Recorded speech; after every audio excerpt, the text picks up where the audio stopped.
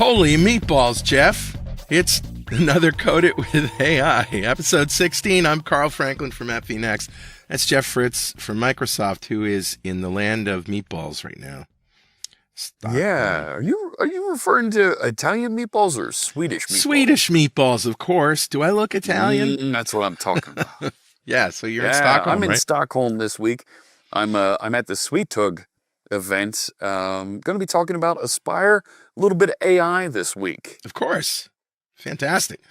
Speaking of AI, I have finally gotten my machine, my big machine. Let me show it to you.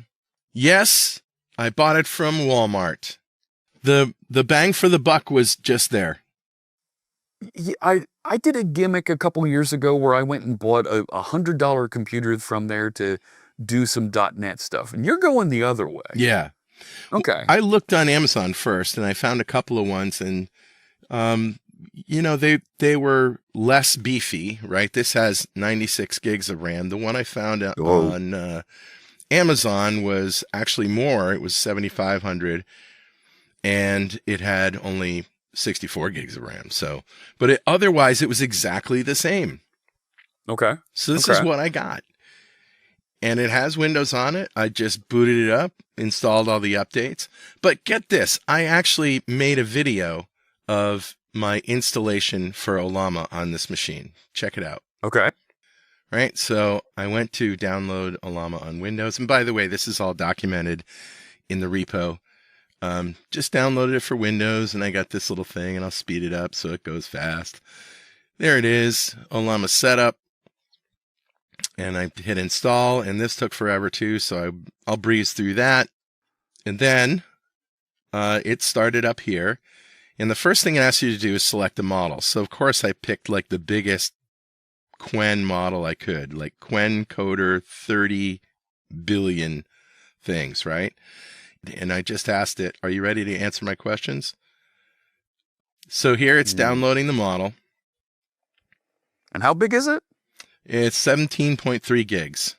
And I am speeding up the time here. It took That's a lot of gigs. Yep. But you have the RAM for this, though. Yeah. Now, this is the fun part. It says, yes, I'm ready to answer your questions. And I just asked it a simple question. What are the main differences between C# and Python? Watch how fast this comes back. All right. I'm going to start counting here. Okay. Boom. Immediately. You fast forwarded that, didn't you? I did not. Okay. Now I asked it another question. Check this out. All right. Write me a C# console app to reveal the first 100 prime numbers in the console. Boom. How about that? Okay, that's speed rivaling asking Copilot to do that out on the public web. I know, right? It just blew my mind. You've got a pretty big processor in there, and that's a pretty good video card on there. Yeah. An NVIDIA 5000 series. Yes. Yeah, that's why it was so expensive. And our friend Richard Campbell said you should just wait because they're overpriced and they're going to come down. But I can't wait. I got work to do, right? Such as running AvnDataGenie on Ollama. Okay. So this is the repo for this, and I give you all the instructions for everything I did. Once you install Ollama and you want to use it through the network, you have to run PowerShell as an administrator and execute this command, setx Ollama host. Every IP address for 11434. That's the port that it listens on. And it's listening for every IP address that it could be listening on. Yeah, okay. That's right. And /m makes it system-wide, which you need if Ollama is going to run as a service. So then you got to restart Ollama. You do this, again, PowerShell very quickly. You could also go to the UI and exit or quit Ollama and then run it again. But here's the thing.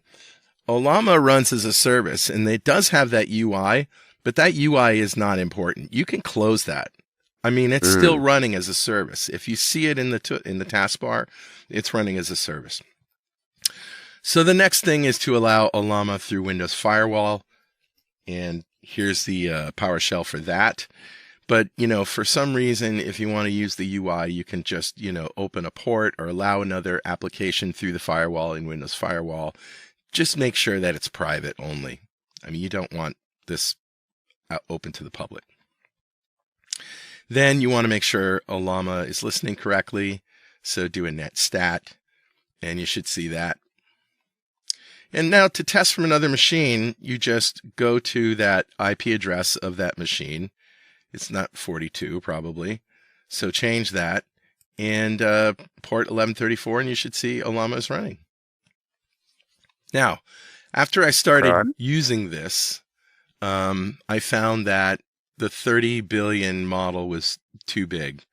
So you can just pull another more manageable model if you want, or any other model with the pull command. And you just go to any command line and say Ollama pull and then whatever the new model is. That's a command line on the machine that's running Ollama. That's right. Okay. Yeah. And now to configure AvnDataGenie to use your local Ollama server, you just change the user secrets, right? We had to do this before. And now we just set all the values accordingly.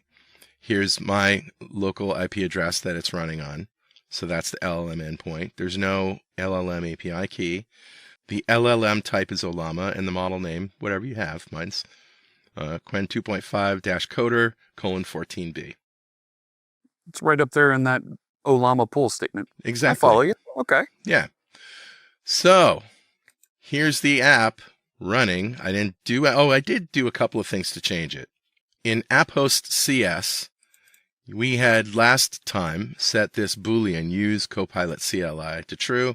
I changed that to false. Got to do that. That's just for using it with the Copilot CLI.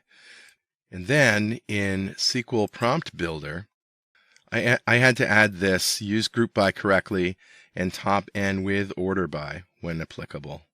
Because what it was doing is it was adding top to the end of the SQL statement.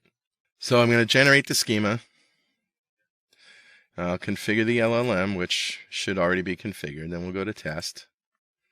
We'll do the regular test. Now this is running against Ollama. Here we go.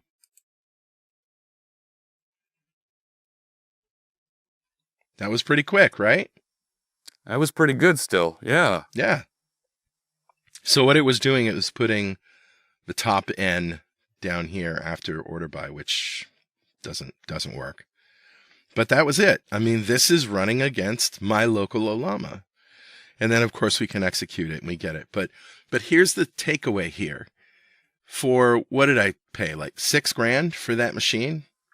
Yeah. Instead of, shelling out money for tokens to, internet-based LLMs that are going to ingest your data, right?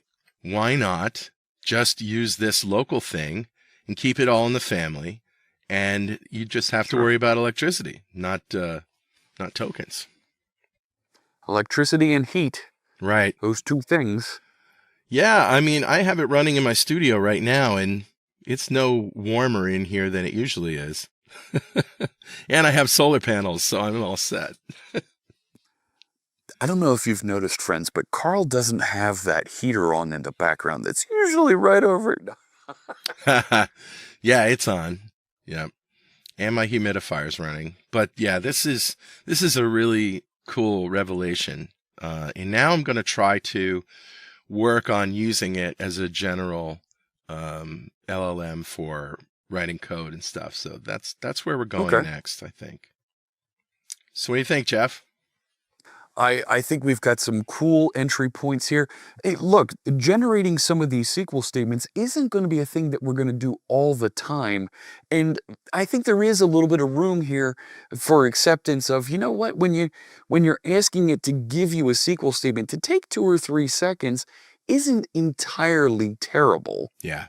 It's especially when you consider we're probably going to cache that off somewhere to configure a report that somebody's going to want to save and run later, or a dashboard widget that they'll want to load every time. We're not going to be regenerating that SQL statement every time. Well, so quite 2 or 3 frankly, seconds is the other really good. the internet CLIs we were using were taking just as much time. Sure, So, but we were losing the privacy benefit of it as that's well. right. That's right. So So very I cool. don't think you lose time, is what I'm saying, or at least I haven't yet. But we're still in early days, and we're using these small databases and things. It'd be fun to find out how it works on a real production database. But We could throw a lot of work at it and see what it does. we can. And so, how many meatballs do I get out of 5? I think that's 4.5 meatballs out of 5. 4.5. Wow, I'm impressed. Okay, good. Yeah.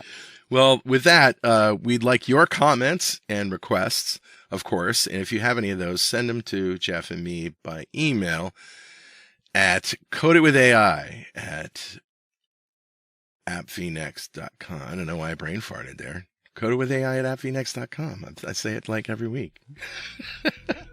All right, we'll see you next week. Bye-bye. Take care, friends. Thanks for watching. Make sure to check out blazertrain.com and blazerpuzzle.com for more great content.